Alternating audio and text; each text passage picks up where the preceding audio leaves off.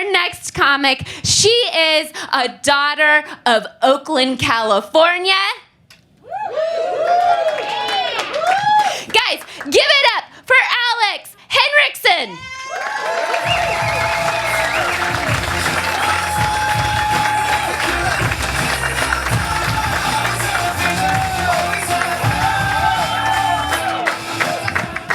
Hi. Hi. Hey, I'm Alex Henrikson, and I am a sex and love addict. Thank you. Does everyone here know what a sex and love addict is? Okay, so who here has seen Fleabag? Yeah, it's what she had. So instead of like marrying a nice man, you seduce a priest. I think the most embarrassing thing about being a sex and love addict is men.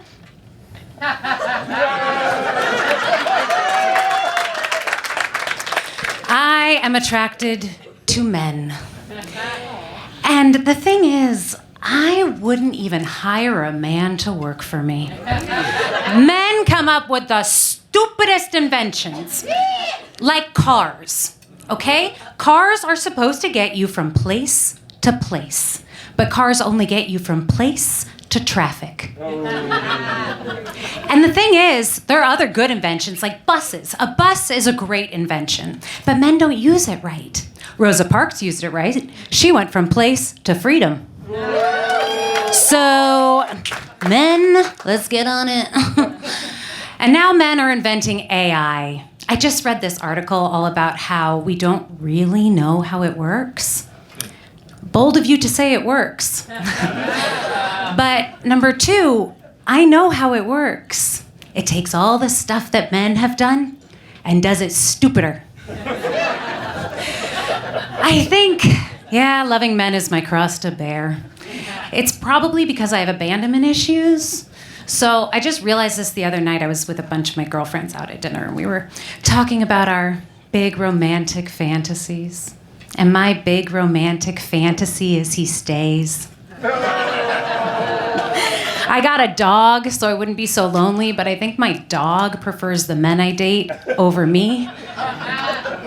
I think it's because they play ball with him and I just cry into his fur. Being a sex and love addict is really disappointing, too, because I thought ghosting meant he moves in with you and stays forever. But, I mean, look, I would love to have a boyfriend who's a ghost. Because, number one, notoriously hard to get rid of. Number two, really good with the electronics. So, the spark would always be there. And number three, spiritual, but not religious. As we say in Sex and Love Addicts Anonymous, easy come, easy ghost. I don't want you all to worry too much about the sex part of Sex and Love Addicts because the truth is, I was never really into one-night stands. Like, to me, a one-night stand is sort of like one of those old-timey wooden roller coasters, the ones? And you get on thinking it's going to be like a lot of fun. But you just get jostled for 2 minutes and you have to get off by yourself.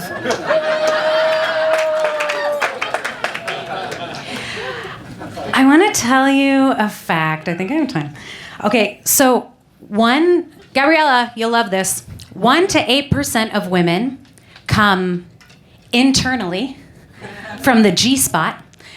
And that means that like 92 to 99% of women come as God intended, completely naturally, by themselves reading dragon smut. That is a fact.